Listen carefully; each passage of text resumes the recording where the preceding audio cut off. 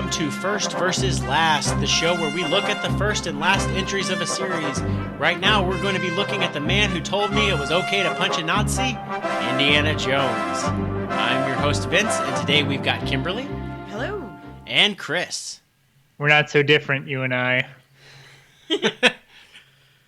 So, we're talking about Indiana Jones today. We're talking about specifically the, if you're new to the show, the first and last entries of this series. So we're talking about Raiders of the Lost Ark, which then, like most George Lucas films, got retitled to Indiana Jones and Raiders of the Lost Ark.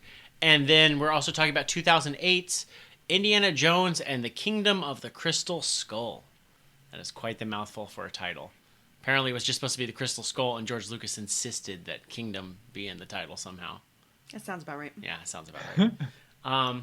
So the purview of the show is to talk about like what kind of things happened in the first movie, what kept through the long-running series, and we're talking 27 years worth of movies. Are they going to make any more of these Indiana Jones, or did the last entry kill the series? And then we're just going to talk about like things that were consistent, things that changed, and also just a kind of like general look at Raiders of the Lost Ark and Kingdom of the Crystal Skull, and also just what happened in between. So we'll talk a little Temple of Doom and Last Crusade. Kimberly's looking excited over here. So let's just go right into it. Chris, how old were you when you first saw Indiana Jones? Oh, man. Well, Indiana Jones and the Last Crusade was probably the first movie I ever saw in theaters. Yeah, because that makes sense. What, 89 was it when it came out? Yeah, it was like 89 or 90, and so I would have been about 6. Yeah. I remember all the cardboard like placards, like me seeing Ninja Turtles and like Back to the Future and thinking like, this is Indiana Jones thing is a big deal, right, guys? Like, well, and kind of no wonder you became this huge like movie buff and like super into cinema if that was your introduction to cinema. It's not all downhill from there. Oh my god. Yeah, my dad took me to the movie and almost had me leave when I was like shouting at the screen when Indy falls off that cliff. I was like, no, come on. He was like, should I take him away now, or? That's funny. That's like, you know, like the tropes that you like, because this series is full of tropes, and I can't tell if like it's like an homage to tropes or if it established the tropes that then like every single film copied. You know what I'm saying? Mm-hmm. It's a little bit of column A, a little bit of column B. Yeah, because I was watching James Bond's Living Daylights, the first Dalton movie, and the back half of it is legitimately just an Indiana Jones film. It's like in the desert, riding horses, lots of chase sequences. And I'm like, oh, okay. And James Bond saw Indiana Jones, and they're like, we want to make that movie now. I do want to say, like, we watched Raiders of the Lost Ark first, and then we rewatched The Kingdom of the Crystal Skulls next, and we had just seen John Wick 2 right before we watched Raiders of the Lost Ark, so I was like, these fight sequences are slow. Yeah, I know. This pacing is different. I mean, I know Indy's slow. I mean, Harrison Ford is slow in Kingdom of the Crystal Skull with his whipping. Oh boy, is he slow. But man, like a lot of like wide shots and not impressive sequences. But I remember my mom like stopping me and like the scene where in Raiders where Indy like climbs under the car, and my mom was like, "Check this out! This stunt is amazing." And I'm like, "It's just a dude like crawling under a car, Mom. It's like not that impressive. I've seen like way cooler things." But it must have blown my parents' minds in '81. Because like every review I've read of the time or people that grew up like watching Indiana Jones, like they loved it. I think I saw for me personally, I saw Star Wars first when I was like 8 and loved it, and then saw Indiana Jones for the first time when I was like probably like 14 or 15, and it just didn't take for me. Like I got the whole trilogy on DVD. I think whenever that came out, that was probably the first time I saw it. Kimberly, when was the first time you saw Indiana Jones? I can't even tell the first time I saw any Indiana Jones movie. I just feel like it was part of the backdrop of my childhood. Like, my dad is obsessed with Indiana Jones. And I got really, really into it. Actually, in high school. Like, I watched it all growing up as a kid, and it was always kind of like, okay, my dad's really into it. It's a cool movie. It's a bunch of cool movies. Okay, great. And then I got to high school and, you know, sort of had some awakenings. And then I was like, Harrison Ford, huh? How's that? All right. I'm enjoying He's good looking. I'm into this. He's good looking. More than I should be, given our age difference, but whatever. He's a archaeology professor. What's sexier than that, right? It is funny. Your dad does love Indiana Jones. I think we were staying at a hotel over Christmas, and he's just watching Temple of Doom with our 3-year-old. Yeah, and I think we've noticed he's gradually starting to dress like Indiana Jones. Like 2 years ago, he started wearing this felt hat, and then I did buy a fedora. And it looks very Indiana Jones-ish. And then like last year, he started really wearing a leather bomber jacket pretty consistently. Mm-hmm. And then his travel bag is like a little leather travel bag. So I'm like, he's eventually slowly just kind of like becoming Indiana Jones as he gives less and less of a fuck as he gets older. He doesn't he, what is his dream after he retires? His dream job in retirement is to teach history, military history, at a community college, and to bring a whip to class, just like Indiana Jones. What? That's his dream. Yeah, we're like watching this. We were watching the movies, and we're like putting all the pieces together. Like, oh, your dad has like over the last 5 years has like tried to make his life Indiana Jones. Like he's doing a good job of it. He's crushing it. Yeah, he's crushing it. So I mean. We're talking pretty big expensive movies here. I mean, Raiders of the Lost Ark grossed over $200 million unadjusted in 1981. All time adjusted, it's the 21 highest grossing film of all time in America. Like Lucas and Spielberg were crushing it in the 70s and 80s. Like I remember when I grew up reading my World Almanac, like this movie and all the Star Wars were like the highest grossing films of all time.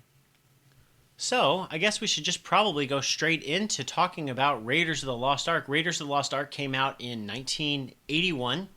It takes place in 1936, 45 years earlier. So, if they were to make an Indiana Jones today, that would be like a movie taking place in 72, which seems kind of bonkers. It would be the nice guys. Yeah. It'd be awesome. That would be so weird. Yeah, that is like the nice guys. That was a good movie, by the way. That was a good movie. But, it's a movie about the good old days when Indiana Jones could just travel with a gun in his luggage on a plane, the good old days. And also, like, when we agreed that Nazis were bad. Like, is maybe Indiana Jones in this movie, like, maybe the bad guy because he's, like, stealing all these antiquities from these cultures? No, because there's Nazis there. And Nazis are bad guys.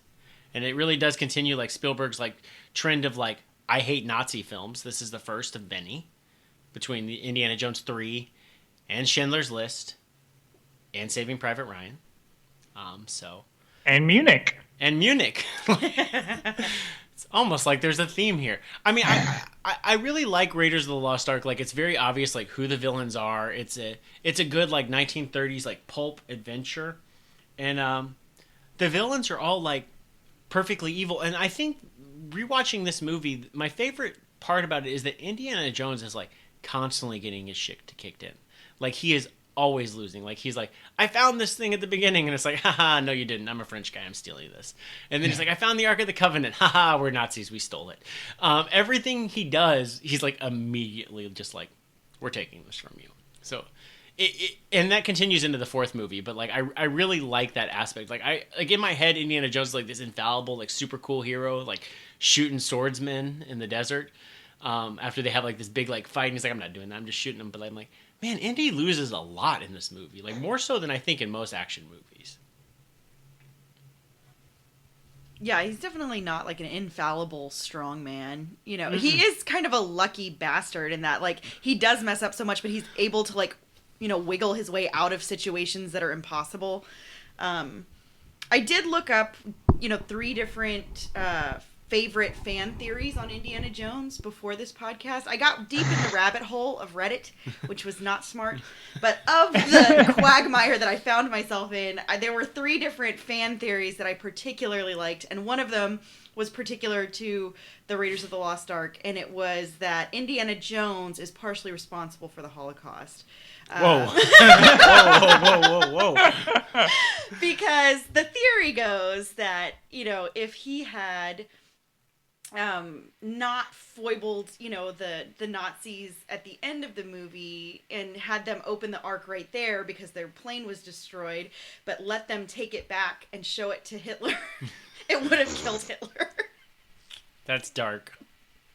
I mean, like, would the Nazis have been dumb enough to not find the Ark at all? Like, they were just looking like 2 blocks over.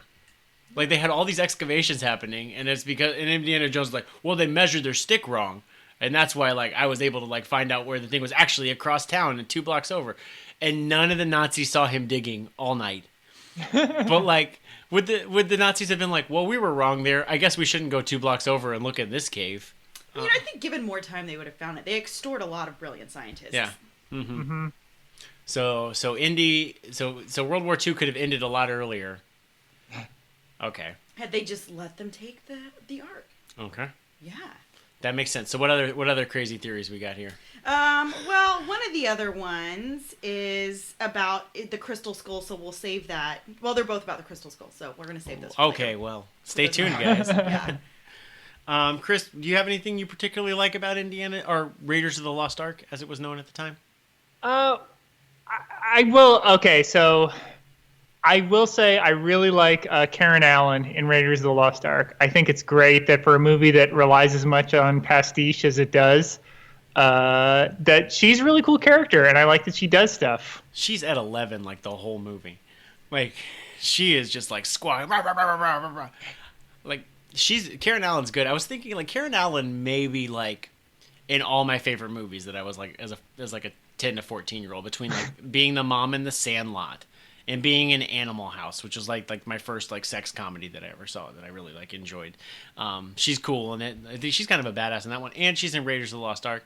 So I'm like, Karen Allen, you should have done more. She is badass. Although I really got really mad at Indy because I understand if you would have taken her from the creepy, like rapey Frenchman, that it would have messed up things and like sent alerts. But it's like, really, like you've got this like level 1,000 creepy rapist going for your friend. And you're like, I'm just gonna leave you here, and if you get raped, it's for the good of the world. Yeah, but he was like a legit creepy rapist, like not like wear this pretty dress for me. Yeah, he wasn't like just like, well, I've got you tied up, so I've been raping you for the last 5 days. Like, I want you to put you on a weird dress, so then I can rape you. Like that seemed more creepy to me. I love that scene too, though, because the setup is that she thinks she's going to drink him under the table, and then he's like immune to her drinking abilities. Yeah, it's a great scene. Well, especially because it was set up so well at the beginning of the movie with her drinking that other dude under the table, and you're like, I don't think that was a dude. I think that was a lady. Goddamn girl. I think that was That's not a lady. I think that was a very sturdy lady. No, no, that was a guy. It was okay. It was legit a dude. By the way, Marion's Bar in Nepal serves Johnny Walker Black Label and Jack Daniels, which I don't know what kind of distribution they had in 1936, but that seems impressive to me.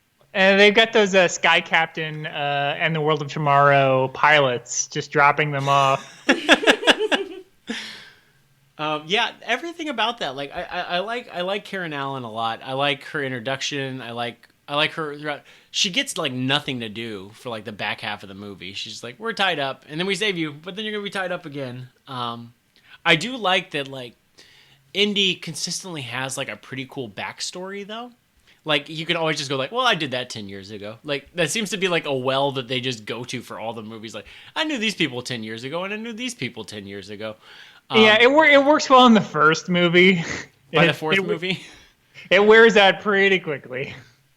I do like or I don't like, it seems like, the more I think about Indiana Jones, I'm like, okay, so he's 40, and Karen Allen's like 30 in that movie, and she's talking about him like hooking up with her when she was a child. But also 10 years ago, so like 20. But then when she was a student. Yeah, which also his students are like way into him in the movie, which is like a cool thing. But then you're like, you're 40, and all your students are 20, and now it's come out that like he was banging 19-year-old Carrie Fisher while filming the original Star Wars, while 40, and I'm like, Harrison Ford, is this just your thing? Because I don't like it. But I remember at the time, I'm like, oh, he's so dreamy, and he is a dreamy guy in these movies. Oh, for sure. He's like that professor you want to get extra credit from. Yeah. Like, legit. What were we talking about? Like, that professor that's always at the school where, like, the students were just like, I want to just ruin his marriage.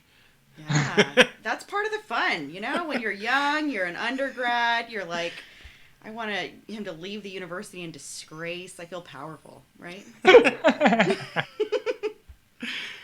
So, what do we have? I know that like people criticize the fourth movie for going a little ridiculous, but I'm watching Raiders of the Lost Ark, and I'm like, I feel like a lot of this was like built in from the beginning. Like major plot points of Raiders of the Lost Ark hinge upon a monkey that can talk into people who only speak Arabic and people who only speak German, and they get they get intel from this monkey to know like major plot points of like where Indiana Jones is hiding, and also there was a double agent monkey. Let's just put that out there. A double agent monkey who met his demise from poisoned dates. Yeah, he wasn't informed on that plot. Just I don't want to talk about it for too long, but man, that scene stinks. That poisoned dates scene. Yeah. Like it's like Hitchcock existed at this time. Like, you know how to build suspense. It's literally, you're like, oh yeah, I guess those dates are poisoned, and then they forget it for like a minute, and then John Rhys Davies is like, look, that monkey died off camera. What are you talking about? I'm not gonna lie, this movie is not very well shot, like at all. Like it's so weird. I'm glad you said that because I don't want to be too negative, but Steven Spielberg clearly loves, like, he sets up these set pieces and they're so good. Like the the scene where with the Karen Allen gets stuck in the I don't know what to call it. God, now I'm just flailing. Like the basket thing? The basket, yes. Yeah. That scene is so good. There's like 4 other scenes where the action scenes are so sort of well staged on a set, and you see it coming. You're like, oh, they've just entered a new area. Something cool is going to happen. But in between those scenes is some really poorly shot stuff where you're like, what is going on? Mm-hmm.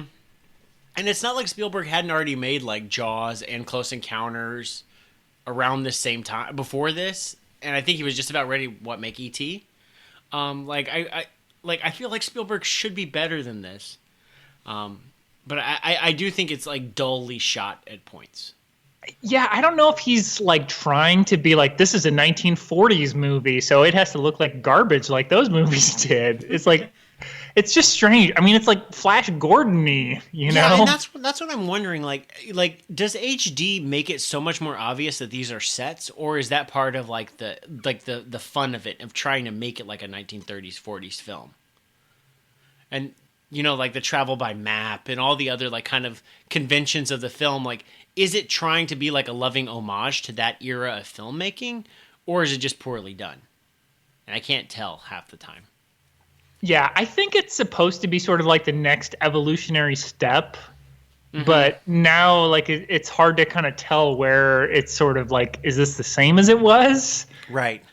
Because, you've got like Errol Flynn movies, and some of those sets looked as good in, 1938 as some of the sets that John Rhys Davies is lounging around in. Yeah, that was the thing that I know when they were making Kingdom of the Crystal Skull, that something that they had originally discussed was using no CGI at all and using all practical effects. That clearly didn't happen. No, that clearly did not happen. No. But I kind of like the concept of like, oh, we're just going to consistently make films like this. Again, and this is again another. I enjoy the Indiana Jones movies, but I don't love them. I think the way that most people do enjoy them. Kimberly clearly very much enjoys them.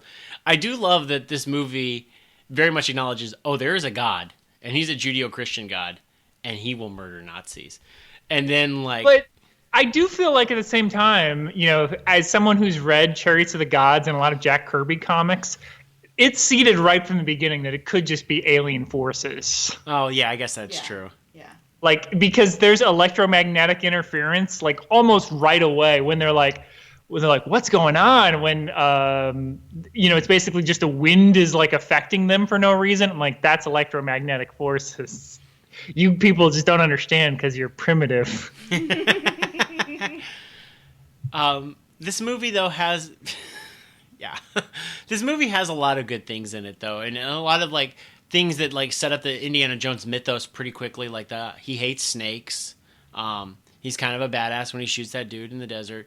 He knows where the traps are. That's a really cool cold open with Alfred Molina. Yeah.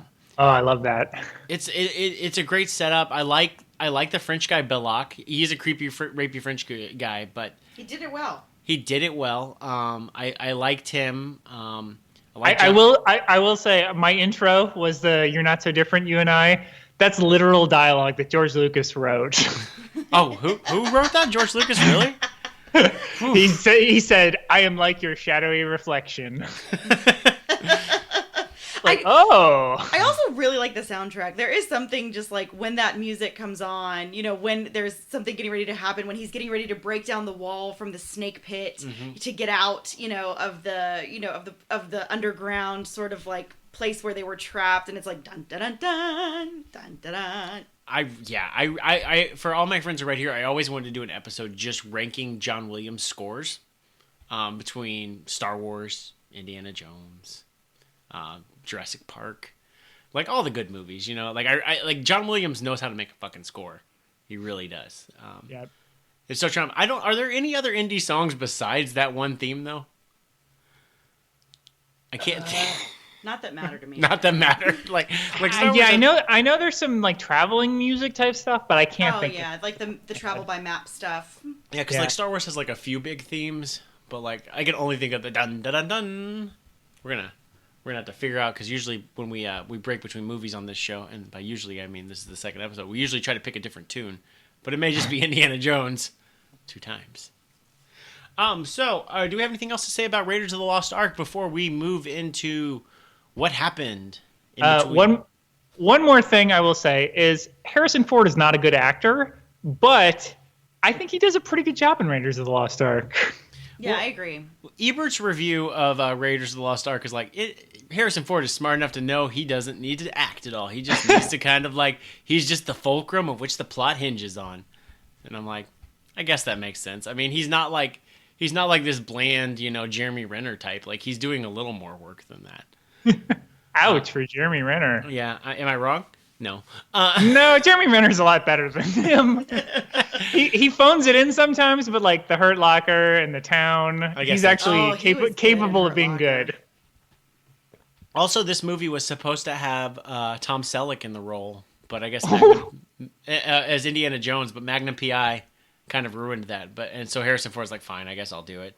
Right off of Empire Strikes Back. Just Indiana Hawaiian shirt everywhere. I don't know if I love the idea of Tom Selleck being Indiana Jones or not. I feel like he's not disaffected and cool enough. Yeah, but he's like that mustache and that hairy chest. I mean, I'd be down with the hairy chest for sure. Yeah, but I feel like he'd be cool enough. I don't know. It'd be weird. That's a big what if of the world. So, we close the book on Raiders of the Lost Ark. One more thing. One of my favorite movie merchandise items from any movie ever is from Raiders of the Lost Ark. It is a candle of that one Nazi with the round glasses. The one who looks like Dieter from Sprockets? Yes, from Sprockets. It's him. You light the little candle on top of his head, and it melts to a skeleton. And it's just my favorite thing in the world. Yeah, that's awesome. Yeah, we tried to watch Indiana Jones with Bruce, our 3-year-old, and he was like, "This is a scary movie, guys." Yeah, we got to it wasn't even the face melting scene. It was like some skeleton that popped out when they were, a lot of skeletons exploring. with Alfred Molina in the cold open. Yeah, and he was like, "This is scary. I'm done." But he watched the whole heart ripping out scene of Temple of Doom, and he was cool. That was fine. Skeleton's not cool. Yeah. Bloody heart's fine. I bet your dad's gonna try to dress him up as Short Round. He probably would. Dr. Jones. You're a cheetah. Nah, I'm not a cheetah.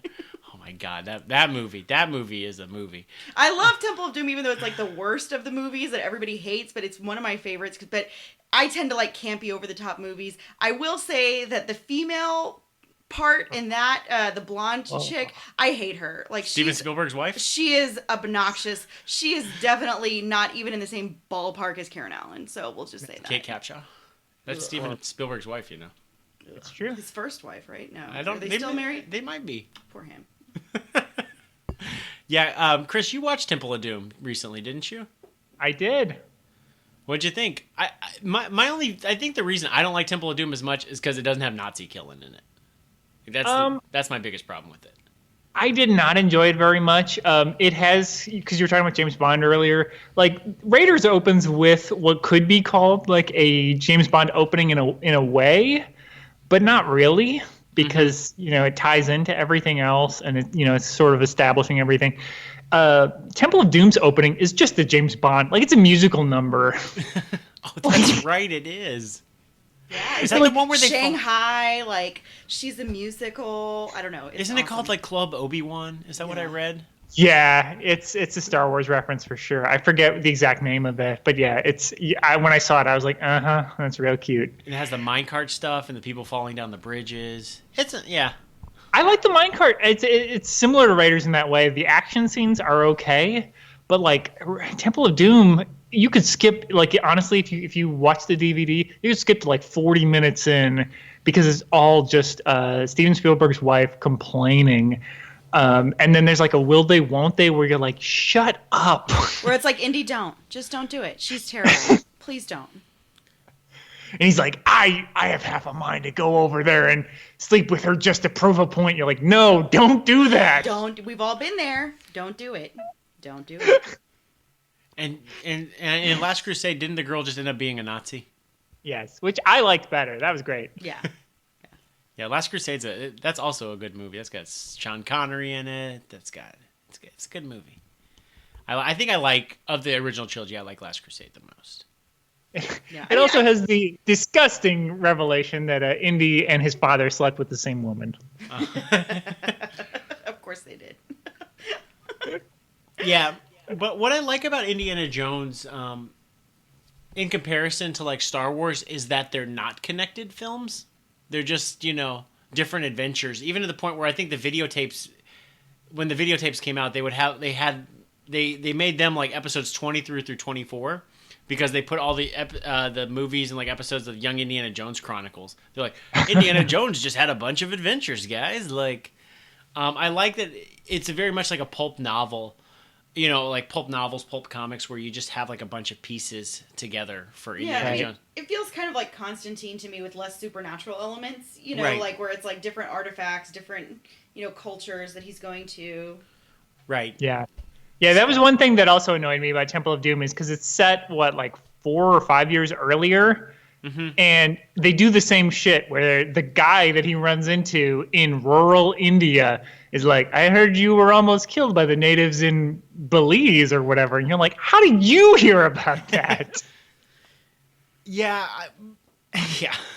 But so let's take it on to Kingdom of the Crystal Skull, the 4th movie in the series, 4th and final movie at this point. So Indiana Jones Kingdom of the Crystal Skull comes out in 2008, 19 years after the previous film. I kind of like the idea of Kingdom of the Crystal Skull, and that like it just seems like it doesn't seem like Indiana Jones didn't have any adventures between Last Crusade and this. Like they just didn't show them to us. And like if you think about it, like comic books or like serials or like movie serials, it's Indiana Jones has now transitioned from fighting Nazis to fighting Soviets and like looking for space stuff. So I really like that. Crystal Skull. I want to say, like, a lot of people were really, really mad about the alien stuff. Like, I'm down with alien stuff. I'm okay with alien stuff. Well, that's what I'm saying. Like, I mean, the first movie has like God melts people's faces off, but this alien thing is a bridge too far. Like, Yeah, I mean, I think we can talk about it as we're going through this movie, but I think this movie was kind of doomed from the start that, like, hardcore fans, quote unquote, would not like it kind of no matter what. I think the first half of this movie is pretty good. Yeah, I think there's missed opportunities in the first half of the movie, but this is the first time I've actually seen Kingdom of the Crystal Skull was for this show, and I'm not the hugest Indiana Jones fan in general anyways. I found it perfectly fine, and it seemed to match up with Raiders of the Lost Ark pretty well. Like Indiana Jones, like, immediately starts out with, getting something, and then the Nazis taking it, only now it's the Soviets. Like, it's pretty consistent, like, and then he proceeds to, like, figure out something, and then the Nazis or the Soviets take it away from him. it's pretty much exactly what you would expect from an Indiana Jones movie, just with 19 years of expectation. But it's doomed from the start. And I don't know why people. I don't know if people expected better or if they were just ready and out for blood with George Lucas after the prequel trilogy to like have him shitting on something else from their childhood. Like they were just ready to like. I mean, I think there were some hokey things that, like, and I can handle a lot of hokey. Like, I can stomach some like ridiculous stuff. But like when they were like, when they were like, Shia LaBeouf is also your son. Oh my god! And I was Shia like, LaBeouf. ugh. Yeah. Well, I mean, when his name is Mutt, and then they don't just are like, yeah, he's your son. It's like a reveal. It's like, fuck you. Like, we're smarter than this. Yeah, like, we knew anyone that. who's there is like, yes, we know. Like, you don't have to treat it like it's a surprise. Well, and like also like I don't want to have everything tied up into like perfect connections. Like why does he have to be his son? Like who? Like Yeah. Why couldn't he be like a son to him? Right, exactly. Well, okay, so one of my favorite fan theories, coming back to Reddit, right, is, well, it's not a fan theory so much as it is like fan fiction, this one, and it's that if they make another Indiana Jones movie after Crystal Skull, he should have Indy pass the torch to a young Lara Croft. Ooh. I'd be down for that, because fuck Shia LaBeouf. Yeah, because like at the end of the movie, like that, like the fedora like blows towards Shia LaBeouf, and you're like, oh my goodness, Shia LaBeouf's gonna take over the Indiana Jones franchise, and well, that clearly did not happen, like at all. Well, this movie came out like right at the precipice of like Shia LaBeouf turning a certain corner. Yeah, Mm-hmm. yeah, certainly. Get some help, buddy. It's okay. I mean, like the thing is, he seems to have turned that corner now. He Yeah. seems to be doing for it sure. better. yeah.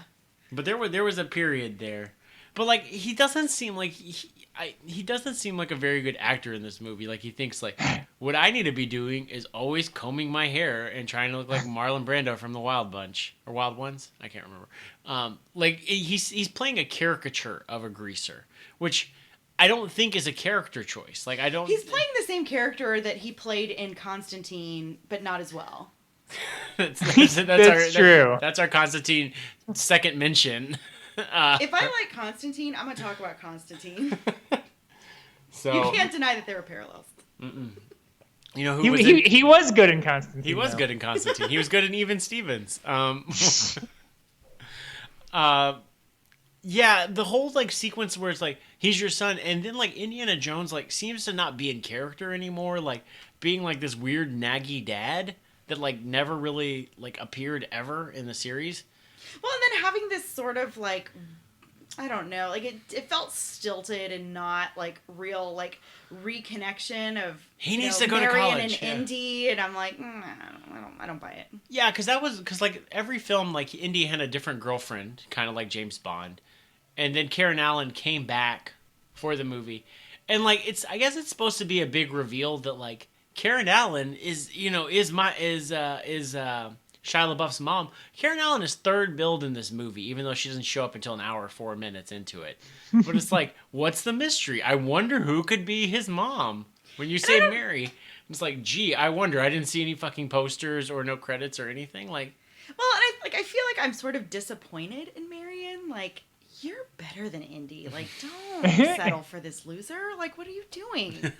Well, I mean, she wasn't she? She had a whole life without him. Yeah. Like, what are you doing going back with your ex? Like, you're not drunk. Like, it's not 2 a.m. Like, get it together. you've had like 30 years of this shit. Like, when does this movie take place? Like 55, 56? Yeah. It takes place like 20 years after. Well, yeah, he's supposed to be like 19 or 20, I would say. Also, he left you when you were pregnant. Yeah, what the fuck, dude? Like, he's done. You're out. There's a lot of important archaeological discoveries. I don't know why I'm defending him. Yeah. No, but so this movie starts with the atomic blast refrigerator scene, and honestly, I was okay with that. Like, I was whatever. too. The internet went fucking crazy over that, and I was like, I am down with the internet, not with the internet, with the fridge scene. Well, actually, what happened was you looked at me and go, "That was pretty cool," and I go, "Really?" Because the internet hates that, and you're like, "What?" Okay, so we are now at fan theory number 3. Okay, from Reddit. It is about the refrigerator scene. Okay, and here's one. It's food for thought. Indiana Jones drinking from the Holy Grail helped him survive unlikely scenarios, most notably the infamous fridge scene. Is that also how he managed to get out of that refrigerator? For sharks. Yeah, definitely. And what if drinking from the Grail like went forwards and backwards through time? So like when he falls out of a moving plane in a like an inflatable like life raft and just bounces. In Temple of Doom, yeah. That was because in the future he would drink from the Grail, and that would make him luckier. That's right. We all know time is relative.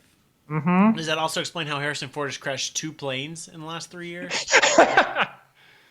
It still survives. I feel like that's more like maybe like, I don't know, like drinky. He's more of a pothead. Might be that he should stop flying planes. Yeah, for sure. Yeah, he's almost 80. Like, he needs to not fly planes. He's crashed 2 planes in the last 3 years. I think I feel like if you crash 2 planes, they should take away your license. Or it's like 3 strikes and you're out kind of thing. Well, so anyway, if you crash your car twice, they don't take your car license. Yeah, but a plane's a plane. That's true. So anyway, this movie, so it has that scene, and then it has the university fight chase, whatever that is, scene through the library and everything. I like that. And I'm like, this is all fine. Yeah, the weird thing about it to me is that I think it's the only Indiana Jones movie with like action sequences in America. Mm-hmm. Which seemed a little off to me. I think the beginning is like a missed opportunity though, because like he starts like in the back seat, or he's in the trunk of the Russians' car. Like the Russians take over that military base after he's already like acquired whatever MacGuffin, and then they take him to another MacGuffin. And I'm like, I think the cold open, there's a missed opportunity to have done like a Raiders type starting scene with him like getting whatever that thing was. And I mean, you have to start dropping the references to previous movies right away, because don't you see the Ark? Yeah, you see the Ark in there. I'm just thinking like from like it takes a long time. Like I was thinking like if this is your first Indiana Jones movie, which it probably isn't. Your parents probably like rented the movie if you were like 15 or under, like rented the previous movies. Like let's get jazzed for Indiana Jones 4, but there's nothing cool about Indy for like the first 10 minutes or so. Like he's just kind of like walking around slow and like does a slow whip, and then like he nukes the fridge and he has like the cool stuff with like the electromagnetic bullets that are like flying across the little like whatever warehouse. Like that's cool, but I'm like, this movie doesn't give me a real good indication of why Indiana Jones is cool the way that like Raiders of the Lost Ark did. Does that make sense? Right. Well, I mean, Harrison Ford is terrible in this movie. Yeah, he's much better in Force Awakens, I feel. He's all over the map, like character-wise, like in this movie. Like he doesn't seem to be like the same character, or even to be like, it makes sense that this is a character 20 years later. He just seems like he's Harrison Ford's like acting career, circa 2008. I feel like when I was watching Raiders of the Lost Ark after watching John Wick 2, which is like incredibly fast and like amazing fight choreography, that is like incredibly fast paced. Like going from that to Raiders of the Lost Ark was a trip, and then going from Raiders of the Lost Ark to Kingdom of the Crystal Skull, I was like, oh, he is slow. Like he is aged. Like he needs to not be fighting. Like he needs to be doing more of the like showing up and explaining things. Right. I was like, ooh. Ugh. He should basically be the Marcus Brody character of this movie. Right. I was wondering, like, I mean, if they had done, like, we were just talking about on our comic show, about like legacy heroes and stuff. Would it have been a better opportunity to do like kind of a Batman Beyond thing, where he was like teaching like Shia LaBeouf to be the new Indiana Jones? But then I'm like, yeah. What I think would have worked better. And, this is all just my spur of the moment, right? Thinking right now is because the audience would automatically reject whoever you're like, this is my protege. Mm-hmm. If you had a character like the Friday Night Lights kid or somebody like that, Gambit from X-Men Origins, Tyler Kitsch, and you're like, he's my protege. He's going to be the next me. And then just kill him off. Yeah. Yeah, that's and not just bad. be like, oops, I guess there's only one. And then have Shia LaBeouf be like this, like this garbage person where you're like, this guy, he sucks. That's funny. That would have worked well. Yeah, I mean, but overall, like, this movie, like, it goes to some ridiculous places. Its CG is ridiculous. Shia LaBeouf, like, swinging through the trees. Oh my God, that scene blows. And then, like, well, and, like, he's sword fighting with Kate Blanchett, like, on those two cars. And I think Ebert's review commented, like, one, who makes parallel roads in the Amazon? For those cars to be driving on. But like I can accept that Kate Blanchett is like, she's a Russian like super awesome like warrior. Like she would be like well trained for sword fighting. I don't feel like Shia LaBeouf would be able to hold his own at all against her. Like he would have been murdered within like against like executive leadership of like Russian Soviets. Yeah, definitely not. And with that haircut, no, Yeah. she means business. Yeah, like think about their Olympic athletes. They crushed us for sure. So like Shia LaBeouf would have been dead like instantly in that scene. But Kate Blanchett is doing exactly like, or Kate Blanchett, she's doing exactly what you'd expect in that role. Like she's playing like Russian or Nazi villain, quiet, killing everybody, face melted at the end. Like it's an Indiana Jones movie. It's I would say it's better shot than Raiders of the Lost Ark. I mean, it's a real shame though, because I mean, like, no offense to the Nazi in Last Crusade, I thought she did a fine job, but like that was a model. I might be wrong about this, but she did not have a long and lasting career. She was just like she was picked for that part. She was good for the part, and then that was kind of like the fact that she didn't do more was fine. Kate Blanchett's an amazing actress, and she's kind of wasted. Oh yeah. She's second billed in this movie. Like Kimberly was like, "Wait, Kate Blanchett's in this movie?" Like, yeah, it's a really weird billing for the cast because it's Harrison Ford, then Kate Blanchett, then Karen Allen. It's very weird. I feel like that's right though. Yeah, and I was very surprised to see the late great John Hurt was in this movie. He played the Ox. This whole movie though, like, felt like it was just like an amalgamation of like 4 or 5 characters that had no reason to be friends, no like affection for each other. And no, like, plot purpose, just all thrown together in a movie. I mean, it seems like a first draft, even though I think it's like the 3rd or 4th draft. It's just like, Harrison Ford's there. But I mean, they had mind control ants. I mean, can we talk about that? Ugh. That was amazing. That was apparently supposed to be in Last Crusade, and they scrapped that. That's my favorite. It is pretty amazing when the ants take that one Soviet guy into the anthill, though. And the John Hurt controls them like Ant-Man, like he holds onto the crystal skull and then tells the ants where to go.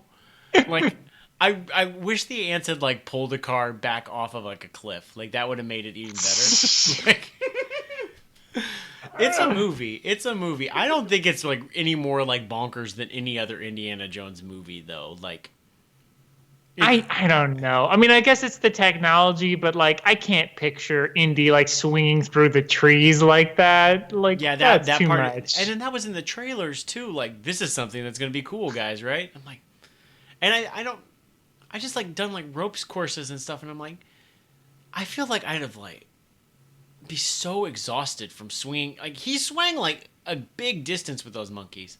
Kate Blanchett throwing that monkey off of that cliff though. Was Yeah, that made me really happy. She was like, "Fuck this monkey!" Wow. And I do feel like the scenes towards the end where they're at that like ancient ruins and it starts turning into other things, and they found out that the aliens were archaeologists and capturing knowledge and things like that. It felt very National Treasure to me, and so it was fun and exciting. I enjoyed it. National Treasure is a better movie though. For sure. Both of them are. That's a missed opportunity. National Treasure is a National Treasure. National Treasure 2 Secrets. But That's the no, movie. but I will say, just as far as these action scenes, I mean, like none of the Indiana Jones movies are realistic, and that's fine. They're all very clearly like movies that are sort of inspired by other movies, and they're like, but they're all like well shot, and you understand like the characters' goals in the scenes. and like the space that they're in. Mm-hmm. And I feel like none of that is true in Crystal Skull. Like there's just things happening, and it's like the Matrix 2, where you're like, what? Well, I kept Like, asking, it's just too much. because I kept asking Kimberly, like, there's a part where Karen Allen just disappears, like she's driving a different car, and like through the Amazon, I'm like, where is Karen Allen? And she's like, I think she's in a different car, and like she just disappeared from like the chase for like 5 minutes. While Shia LaBeouf, although Shia LaBeouf did repeatedly get hit in the nuts when he was straddling that car and kept getting hit by the bush. Remember that, Kimberly? Oh, yeah. That made me really happy. I was like, somebody who worked on this movie was like, Shia LaBeouf's a dick. Like, what can we do? Let's have this shot set up where he just gets hit in the nuts constantly. And I mean, you know, I agree with you. I like John Hurt a lot. I don't know what he's doing in this movie. Like, he's in a completely different movie than anybody else. Nobody has like any relation to him, and he just walks around with this crystal skull and like sometimes shows up in the action sequences, but sometimes doesn't.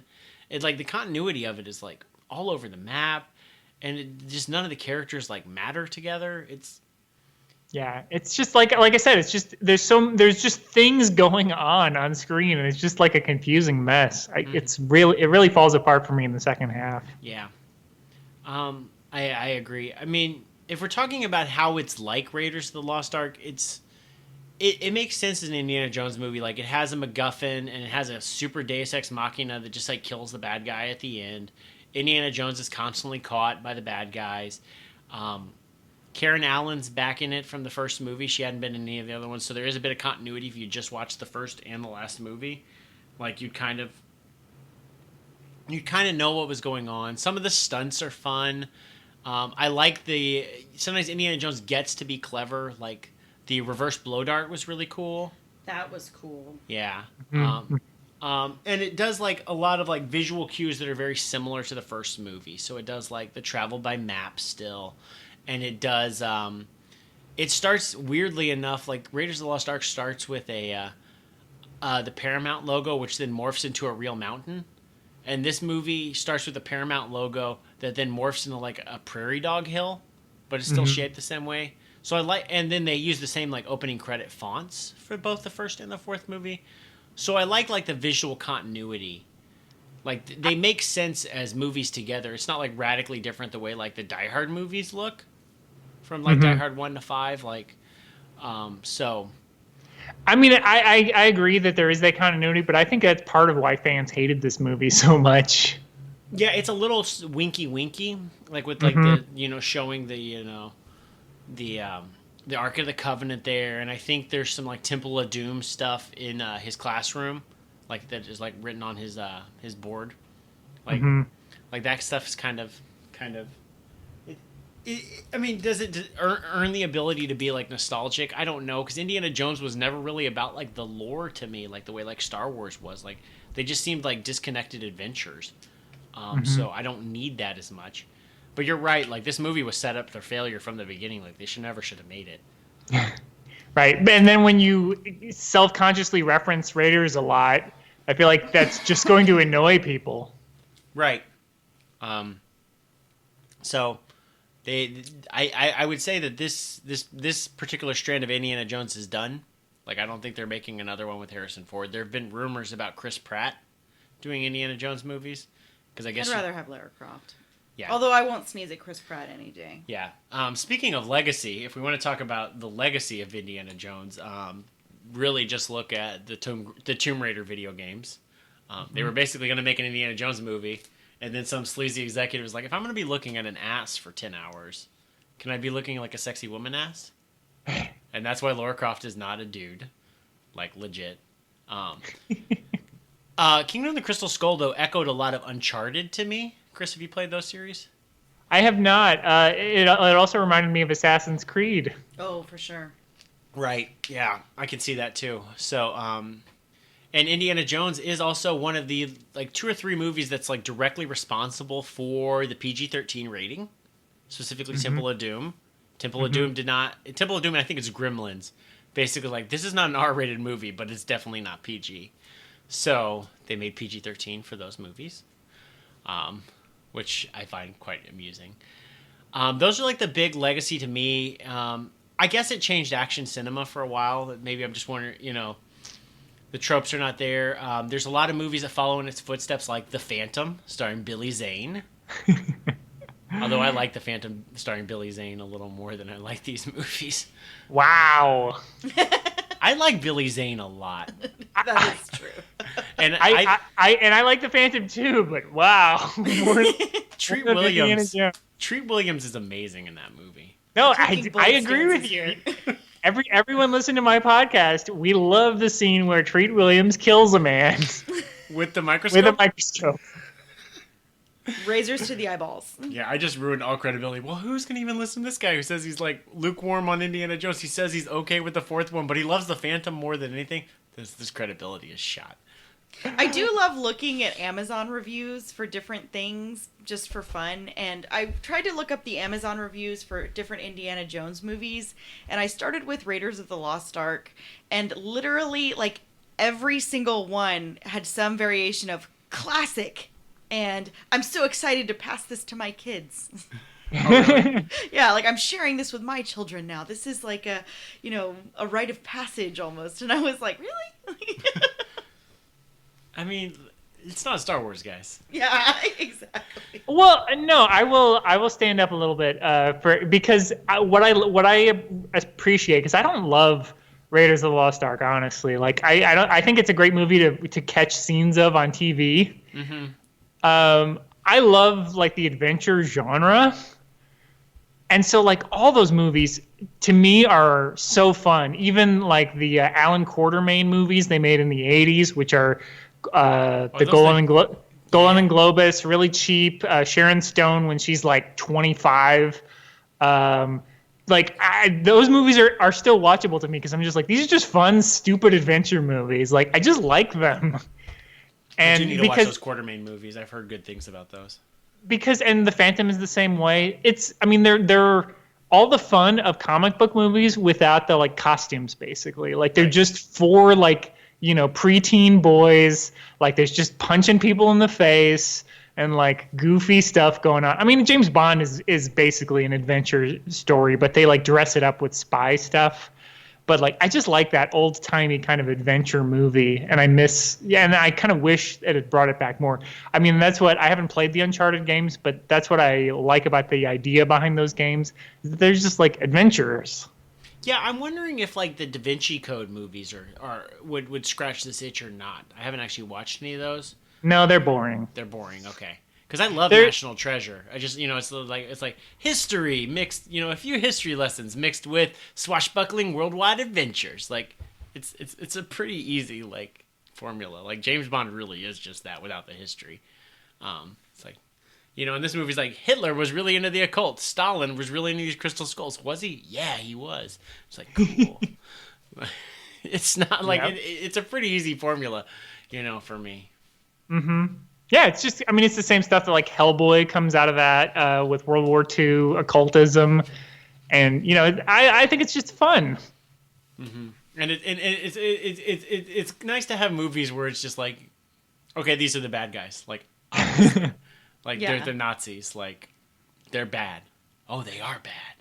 And in a nice, like, kind of, like, simple way that they're bad, But, like, it's easy to know, like, these are the bad guys. There's no ambiguity. Which is nice to have ambiguity. They don't even have to be pedophiles. Yeah, I know. They can just be Nazis. Yeah. And people will draw the line there. Yeah. It's like... Milo. Yeah. Cut all this. She will not be silenced. You Milo supporters with your free speech advocacy. But Kimberly's not allowed to have her free speech. Bullshit. So, on that note, I guess we're going to kind of close the book on the Indiana Jones. I do want to have a trivia game. What did Ebert give Indiana Jones and the Kingdom of the Crystal Skull? What was his review score? Out of how many stars? 4 stars. 3. I'm Chris? going to say 2.5. He gave it 3.5. He loved it. He concluded his review with saying, I can say that if you like the other Indiana Jones movies, you will like this one. And that if you did not, there is no talking to you. Good day. Wow. So, on that note, let's close the book on Indiana Jones. We may come back if there's ever a Chris Pratt movie that actually comes together, but we'll see. Or if we want to talk about Temple of Doom. I mean, or if there's ever a Lara Croft movie that comes together. There were two of them, and they were both perfect. My assistant manager, she was in love with Angelina Jolie at Dairy Queen. My assistant manager at Dairy Queen when that came out was in love with Angelina Jolie. Talked for months about The Cradle of Life. I mean, who wasn't? And then she came out of that movie like the next day, like, it's a piece of shit. Like, she was so mad. So I never saw that one. Is the first one the one with James Bond in it? I forget. Daniel Craig is like a supporting character. I think he's in the first one. I think he's in the first one. I mean, while we're talking about movies where Angelina Jolie is like a badass, like kind of action hero, can we talk about Salt? There's only one Salt movie. Okay, all right. When they make a Salt movie 20 years after the first one, then we can put it on this show. Okay. Finally. Salt was pretty decent. But on that note, we are closing the book on Indiana Jones, and next month we'll be covering the Wolverine trilogy, which is a trilogy of films at this point. We're going to be covering Wolverine, it's called X-Men Origins Wolverine, and we'll be covering the third film in that series, Logan. We will not be covering The Wolverine, because that series has like the most like awful naming conventions for a movie series. But I think this will be a good proto example of the show, because it's like X-Men Origins Wolverine is like this weird like X-Men prequel, and it's overblown like late 2000s movie, and kind of like an origin movie, and then like a movie that takes place in like a Western future where he's raising a girl. Like, well, and have y'all seen the newest trailer on that, where like the young girl is just like ripping people to shreds? Yeah. It's just incredible. It's R-rated. It should be a good movie. It comes out actually at the end of this week after the show's released. And we will also, so that's a plug for that. So check that out. It will be spoiler filled. So we'll give you a few weeks to watch Logan. We're also going to be covering, speaking of Logan, we're going to be covering Old Man Logan on our show. Some of my friends read comics with Chris. Chris, me, and Kia will be covering that in just a few short days. And Chris, we can also check out Chris's review of X-Men Origins Wolverine, episode 13 of Your Stupid Minds, way back in October 2012. I think I called it X-Men Origins Tangerine. That's right. That was a good episode. That movie, I will be reconsulting that episode for notes after watching the movie. I really don't want to have to watch X-Men Origins Wolverine again, but I will do it. Take one for the team. I will take one for the team. I don't remember much of it. I remember getting really drunk during the middle of it and having to call Kia to pick me up from the movie theater. Like, I don't know what happened in that back half of that movie. For those that don't remember, the Black Eyed Peas split up to be in different movies. Will.i.am was in Wolverine, and the Asian-looking samurai guy, who might be Native American, I don't know, was in the Street Fighter: The Legend of Chun-Li. Oh, so who won there? I think everyone lost. And I will say, I'm not just saying this because he's my friend, but Your Stupid Minds is one of my favorite podcasts. Like, legit. It is hilarious. If you like movies, you'll like it. Yeah. You like that one. That Phantom episode is real good. Oh my god, yes. So, watch Phantom on Howard Netflix. the Duck is a great one also. Yeah, Howard the Duck is a good episode.